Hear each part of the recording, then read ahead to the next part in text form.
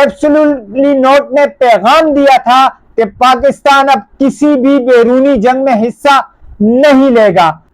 اس نے جب کہا کہ ہم امن چاہتے ہیں، خیبر پختونخوا والے اب کسی جنگ میں ان کو نہ دھکیلا جائے، ان کو ڈالر کے عوض ایندھن نہ بنایا جائے، اس پر غداری کے مقدمے بنا دیے گئے۔ ایک شخص کے بغض میں آپ نے ملک کا بیڑا غرق کر دیا ہے۔ آپ ملک کو 50 سال پیچھے لے گئے ہیں ایک 70 سالہ آدمی کا مقابلہ کرنے کے لیے۔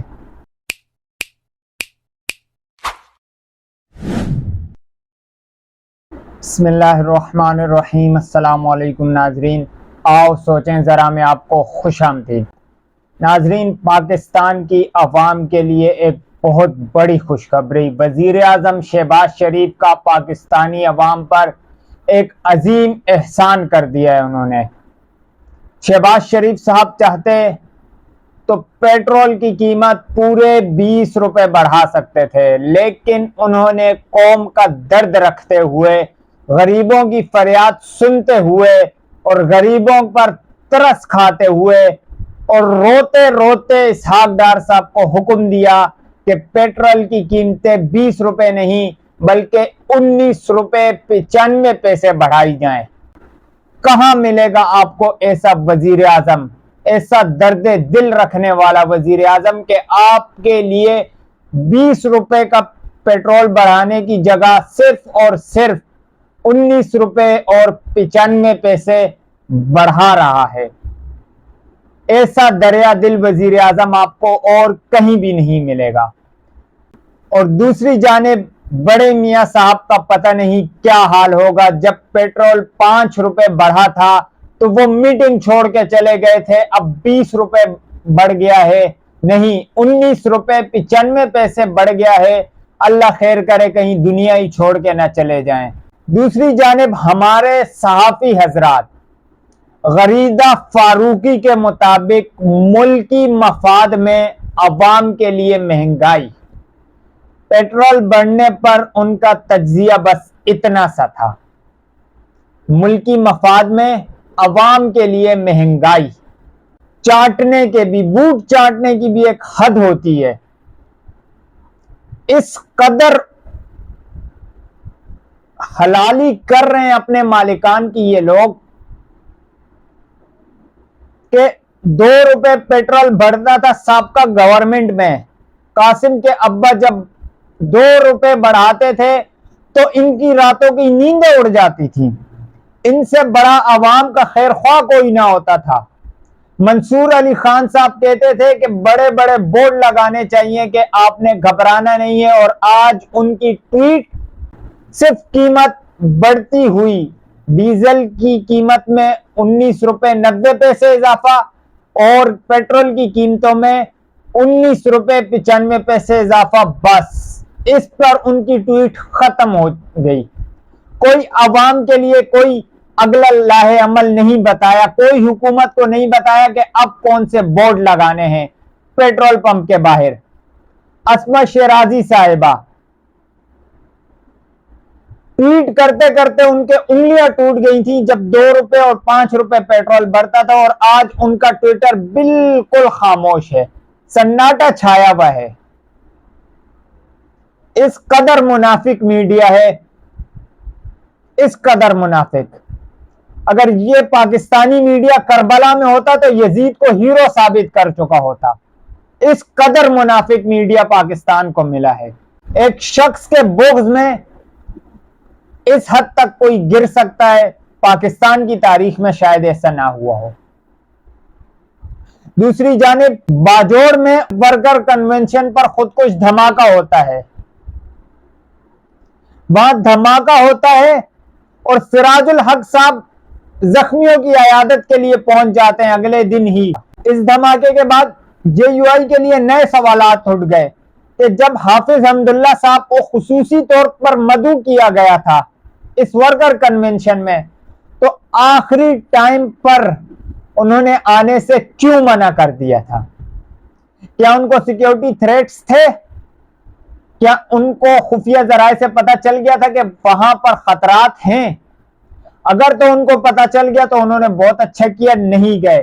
لیکن ان کو پتہ چل گیا تھا تو کیا ان کا کام نہیں بنتا تھا کہ اپنے ورکرز کو بھی وہاں سے ہٹا دیں، ورکر کنونشن ملتوی کر دیں، مؤخر کر دیں؟ اس واقعے کے بعد سنگین سوالات اٹھ گئے، اور یہاں راحت اندوری صاحب کا ایک شعر یاد آتا ہے اس سانحہ باجوڑ کے بعد: جدھر سے گزرو دھواں بچھا دو، جہاں بھی پہنچو دھمال کر دو۔ جدھر سے گزرو دھواں بچھا دو، جہاں بھی پہنچو دھمال کر دو۔ تمہیں سیاست نے حق دیا ہے، ہری زمینوں کو لال کر دو۔ تمہیں سیاست نے حق دیا ہے، ہری زمینوں کو لال کر دو۔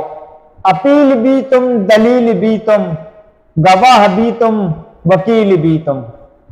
اپیل بھی تم، دلیل بھی تم، گواہ بھی تم، وکیل بھی تم۔ جسے بھی چاہو حرام کہہ دو، جسے بھی چاہو حلال کر دو۔ یہ پختونوں کی بدقسمتی کہیے یا ان کے ساتھ ریاست کا سوتیلا سلوک کہ جب جب ملک مشکل حالات میں آیا ہے پختونوں کے خون کی بلی چڑھائی گئی ہے۔ ڈالر کے عوض ہمیشہ سے پختونوں کو بیچا گیا، ان کے خون کا سودا کیا گیا ہے۔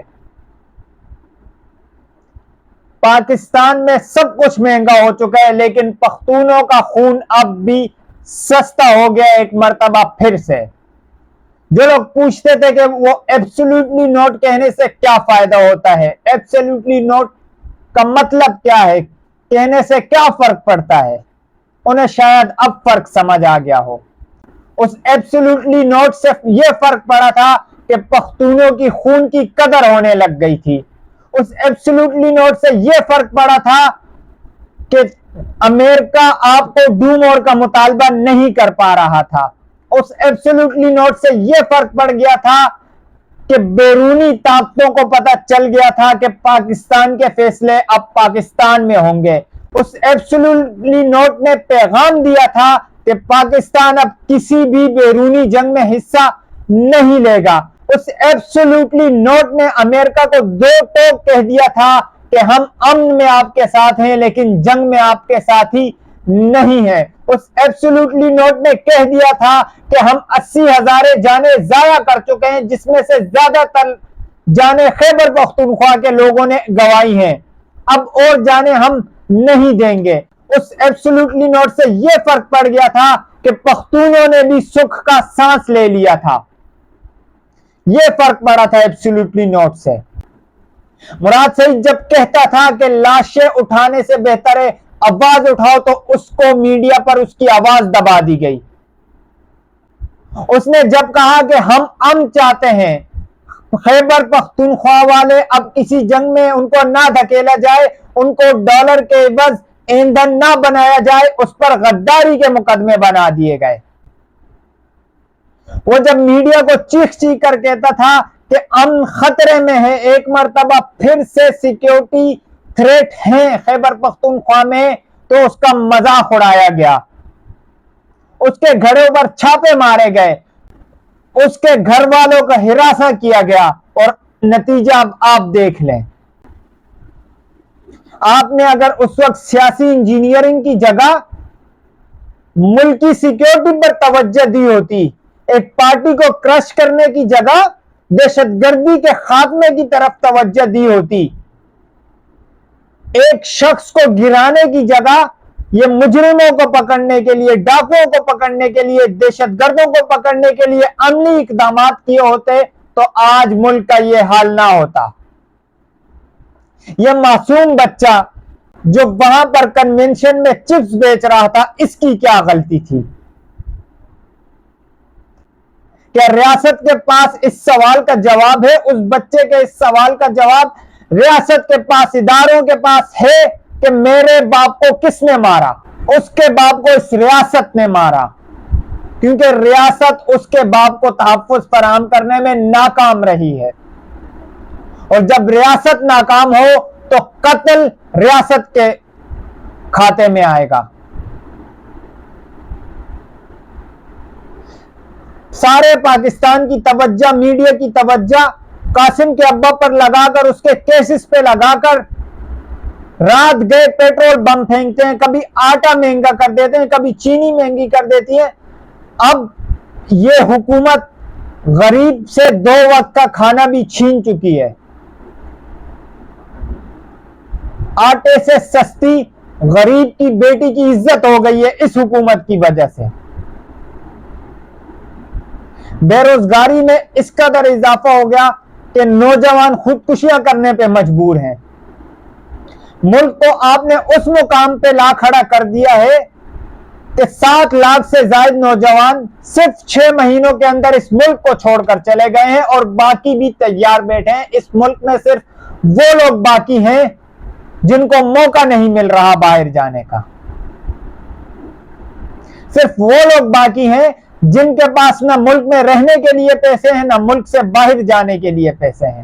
بس جس کو موقع مل رہا ہے وہ پاکستان چھوڑ کے جا رہا ہے۔ یہ حال کر دیا اپنے پاکستان کا اپنی ذاتی انا میں، ایک شخص کے بغض میں آپ نے ملک کا بیڑا غرق کر دیا ہے۔ آپ ملک کو 50 سال پیچھے لے گئے ہیں ایک 70 سالہ آدمی کا مقابلہ کرنے کے لیے۔ معیشت کا آپ نے پٹھا بٹھا دیا ہے۔ شرح سود آپ نے 22% پہ پہنچا دی ہے۔ دوست ممالک آپ پہ اعتبار کرنے کو تیار نہیں ہے، کیونکہ حکومت کی توجہ، اداروں کی توجہ صرف ایک شخص قاسم کے ابا پر ہے۔ صرف ایک مقصد ہے 9 مئی کی مذمت کروانا۔ ہمارے وزیر اعظم صاحب جناح ہاؤس پر ان کے خون کے آنسو رو رہا تھا ان کا دل، اور باجوڑ سانحے پر کوئی رد عمل نہیں، کیونکہ باجوڑ میں غریبوں کے بچے مرے ہیں۔ 9 مئی کو تو کوئی شہادت بھی نہیں ہوئی، کوئی مرا بھی نہیں، کوئی ہلاک بھی نہیں ہوا، پھر بھی دل خون کے آنسو رویا۔